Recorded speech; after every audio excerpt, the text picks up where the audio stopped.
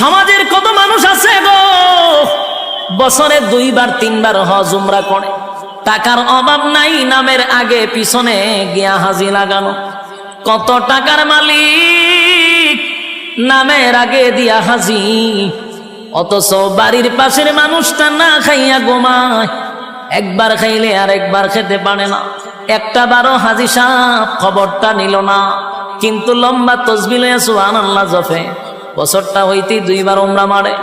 আল্লাহ বলে, বান্দারে মক্কায় গিয়া নাম পালাইছ হাজি, দেশ আইয়া তুই আগের মতো ফাজি, তোর মতো হাজির কোনো দরকার নাই।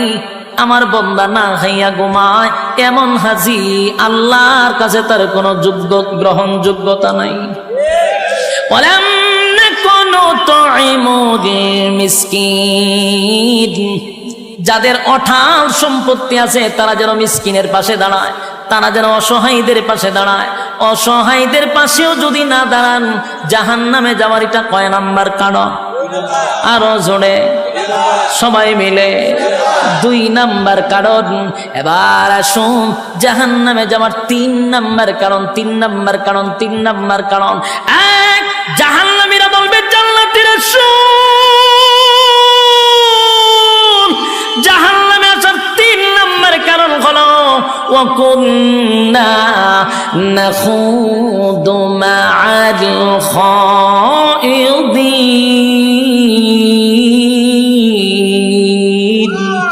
ওয়া কুন্না নাখুদু মা'আল খাইদিন। জাহান্নামে যাওয়ার এটা 3 নাম্বার কারণ। যুবক ভাইরা, মুরব্বী বাবারা, মা বোনেরা, এই রোগে কিন্তু অনেকেই আক্রান্ত, এই রোগে কিন্তু অনেকেই আক্রান্ত।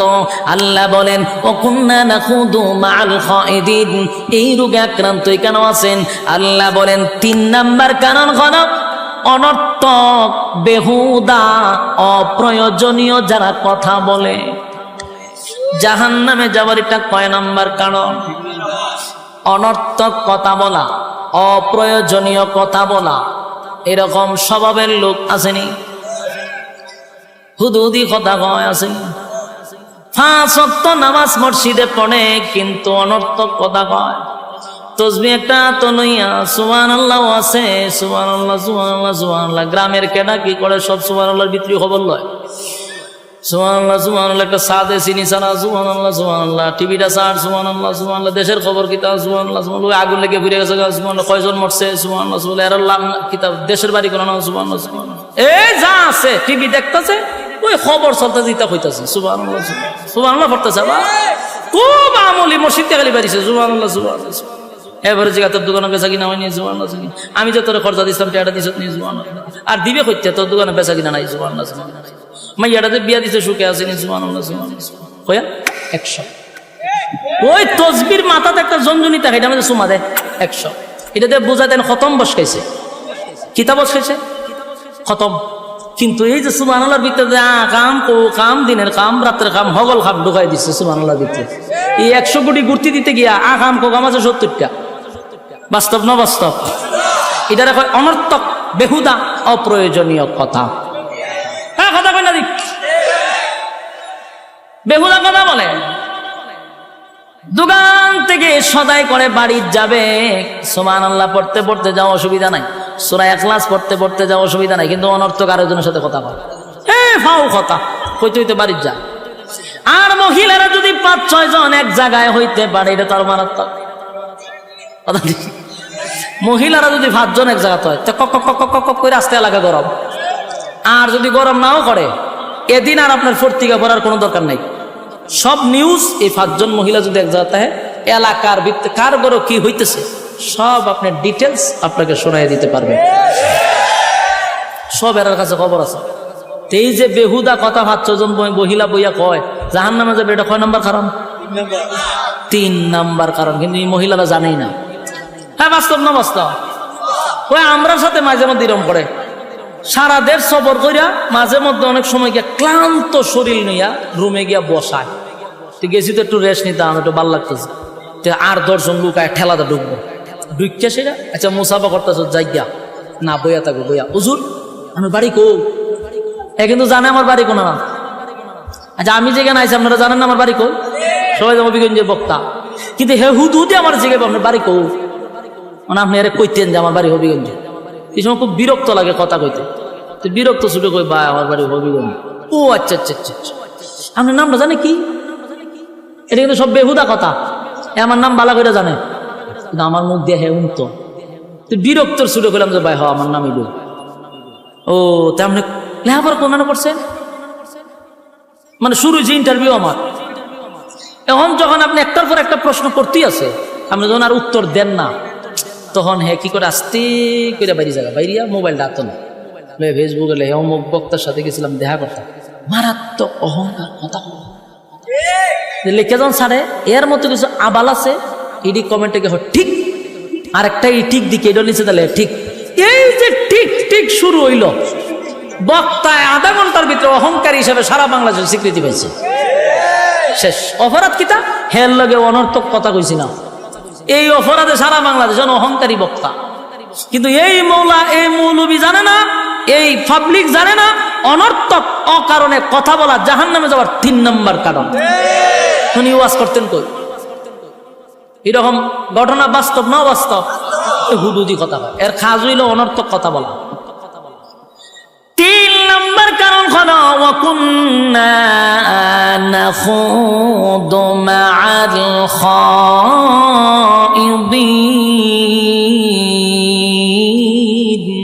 জাহান্নামে যাওয়ার 3 নম্বর কারণ অনর্থক যারা কথা বলবে, বেহুদা যারা কথা বলবে, জাহান্নামে যাওয়ার এটা 3 নম্বর কারণ। এবার আসুন 4 নম্বর কারণ। 4 নম্বর কারণ ওয়াকুন্না নুকাযযিবু বিয়াউমিদ্দিন।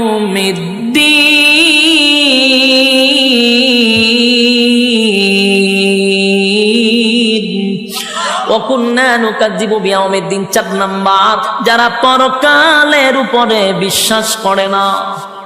কথা কইনা দি, পরকালের উপর যারা বিশ্বাস করে না, জাহান্নামে যাবার এটা 4 নম্বর কারণ। আপনারা বলবেন হুজুর আমরা তো পরকালের উপর বিশ্বাস করি, ঈমান আনছি, কিন্তু অনেক সময় কোরআন থেকে আমরা কথা বললে আপনার মন মতো না হলে কাউন্টার দেওয়া শুরু করে। রাজনীতি মনে করে কাউন্টার দেয়, নেতার পক্ষে লেগে গেলে কাউন্টার দেয়, আমার মতের মিল না হইলে কাউন্টার দেওয়া। এটারই কয় পরকালের উপর বিশ্বাস না করা। কারণ উলামায়ে কেরাম মন গড়া কথা বলে না, কোরআন থেকে কথা বলে। আপনার মতের না মিললে আপনার কাউন্টার দিলাম। কথা ঠিক নেই? সবাই না, মাঝে মধ্যে কিছু কাল্পনিক গল্প অনেকে কয়, এখান দেয় এমন দেয় সব সিট করে ফেলাইতে জায়গা। এরকম না, কিছু কিছু উলামায়ে কেরাম যোগ্য আছে যারা কোরআন থেকে কথা বললে আপনার মতের মিল না মিললেই আপনি কাউন্টার দেন। বোঝা গেল আপনার পরকালের উপর বিশ্বাস কম, আর জাহান্নামে যাবে। এটা কয় নম্বর কারণ? হ্যাঁ কথা বলেন না দি। শেষ 4টা কারণ আপনাদের সামনে বর্ণনা করলাম। এবার শোনেন শেষ কথা।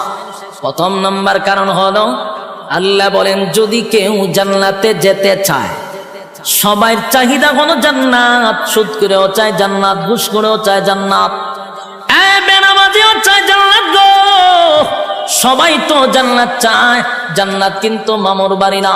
জান্নাতে যাইতে গেলে শর্ত আছে না নাই? 1 নম্বর শর্ত হলো ইল্লাল্লাযীনা আমানু, ঈমান আনো আমি আল্লাহর উপর, ওয়া আমিলুস সালিহাত, নেক আমল করো, নেক আমল করো, নেক আমল করো। ঈমান আর আমল লইয়া যদি কবরে যাও, আমার আল্লাহ বলেন যদি যারা পরিমাণ ঈমান আপনার মধ্যে থাকে, একটা সময় ওটাইয়া আমার মালিক কিন্তু জান্নাতে দিবে। শর্ত হলো বান্দারে ঈমান থাকতে হবে, ঈমান থাকতে হবে। আল্লাহর নবী বলেন এমন একটা জামানা আসবে মানুষ ঘর থেকে বাহির হয় ঈমান লইয়া, ঘরে ফিরে বেঈমান হইয়া। এটা কোন জামানা জানেন? 2024 সাল। যুবক ভাই, কোন কথায় ঈমান যায় আমরা অনেকেই জানি না। সাবধান সাবধান, ঈমানের ব্যাপারে সতর্কতা। ঈমান যদি না থাকে গো, উপায় নাই, উপায় নাই। ঈমান যদি থাকে, গুনার কারণে জাহান্নামের আগুনে আল্লাহ জ্বালাবে, একটা সময় জান্নাত পাবেন। ঈমান যদি না থাকে, কুকুর বিড়ালের মতো নয়, আমাদের চেয়ে কুকুর বিড়াল অনেক ভালো, তাদের জাহান্নাম নাই। মানুষ চতুষ্পদ জানোয়ারের চেয়ে অনেক নিকৃষ্ট হয়ে যায় যখন ঈমান না থাকে। আল্লাহ বলেন অনন্তকাল জাহান্নামের আগুনে জ্বলতে হবে। ইন্না জাহান্নামা কানাত মিরসাদা লিত্তাগিনা মাআবা লাবিসিনা ফিহা আহকাবা লা ইয়াযুকুনা ফিহা বারদান ওয়ালা শারাবা ইল্লা হামিমান ওয়া গাসসাকা জাযাআন ওয়াফাকা। ইন্না জাহান্নামা কানাত মিরসাদা, নিশ্চয়ই জাহান্নাম তোমাদের জন্য আমাদের জন্য উৎ পেতে বসা। লিত্তাগিনা মাআবা, সীমা লঙ্ঘনকারীদের জন্য জাহান্নাম। লাবিসিনা ফিহা আহকাবা, যুগের পর যুগ অবস্থান করবে। লাবিসিনা ফিহা আহকাবা লা ইয়াযুকুনা ফিহা বারদান ওয়ালা শারাবা, সেখানে তোমাদের জন্য আমাদের জন্য ঠান্ডা কোনো পানির ব্যবস্থা করা হবে না, শরবতের কোনো ব্যবস্থা করা হবে না। ইল্লা হামিমা ওয়া গাসসাকা, রক্ত আর পুজ আর বিষাক্ত পানি জাহান্নামের ভিতরে পান করতে হবে। এরপরে চিৎকার দিয়া বলবে আল্লাহ কি পানি দিলেন, কষ্ট বেড়ে গেল। আল্লাহ জবাব দেয় জাযাআও ওয়াফাকা, বান্দারে তোর কৃত কর্মের পূর্ণফল। কারা কারা জান্নাতে যেতে চান হাত তুইলা দেখায়া দেই। হ্যাঁ লিল্লাহ তাকবীর। হ্যাঁ জান্নাতে যাইতাম চাইনি, শর্ত আছে না নাই? বিনা শর্তে। এক নাম্বার কি, দুই নাম্বার নেক আমল। হাত তুলেন, নেক আমল করতেই আমরা হাত তুলেন, কোন বিসমিল্লাহ কয়ে পকেটে ঢুকাই দেন। যা আছেন আগেও দিছেন, এখন আরেকবার দিবেন। যার পকেটে যা আছে সব বাইর করেন। মাদ্রাসা ছাত্ররা যাও, জলদি জলদি জলদি জলদি। মোনাজাতের আগে কিছু দিয়া মোনাজাতে শরীক হইতে হয়। হ্যাঁ মাদ্রাসা ছাত্র বল, যাও না কা, তোমরা তাড়াতাড়ি যাও। কেউ খালি হাতে ফিরাই দিবেন না, কেউ খালি হাতে ফিরাই দিবেন না। আমরা মোনাজাত করে যাবো ইনশাআল্লাহ। কেউ খালি হাতে যাব না, জলদি জলদি করি, জলদি জলদি। মাঝখানে যাও, ছাত্ররা বসে রয়েছে, মাঝখানে যাও, মাঝখানে কয়েকজন ওটা। আরে ছাত্র আগে মাঝখানে রয়েছে, মাঝখানে নাই, মাঝখানে তোলো, পিছনে যাও, মাঝখানে যাও। কেউ খালি হাতে যাবেন না, কেউ খালি হাতে যাবেন। আল্লাহ তাআলা আপনাদেরকে বোঝার, মানার, আমল করার তৌফিক দান করুক, আমিন। এতক্ষণ সময় মৌমাছির মতো আপনারা বসেছিলেন, একটা মানুষ উঠেন নাই।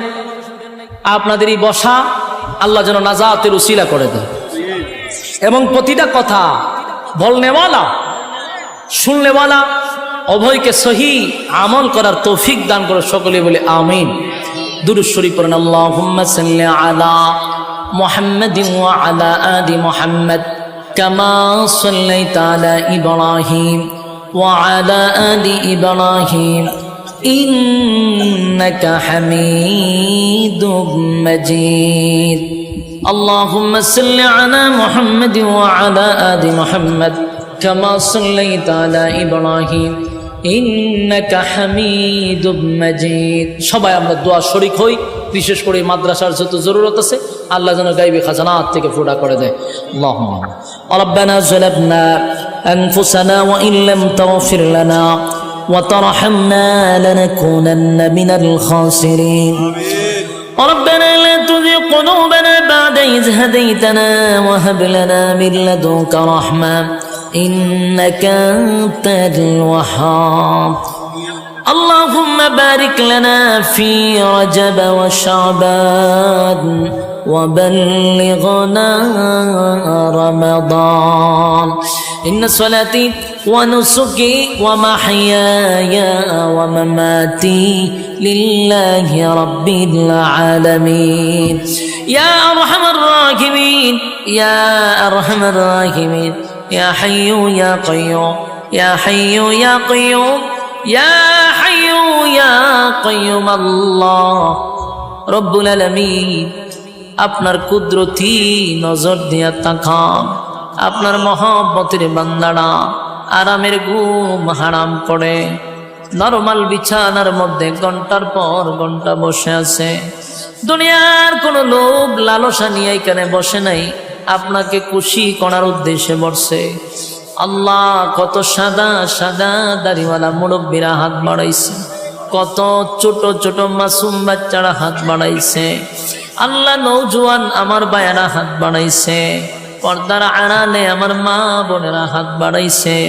আমি গুনাহগার, নাগান্দা, নাফরমান, নালায়েক, অযোগ্য।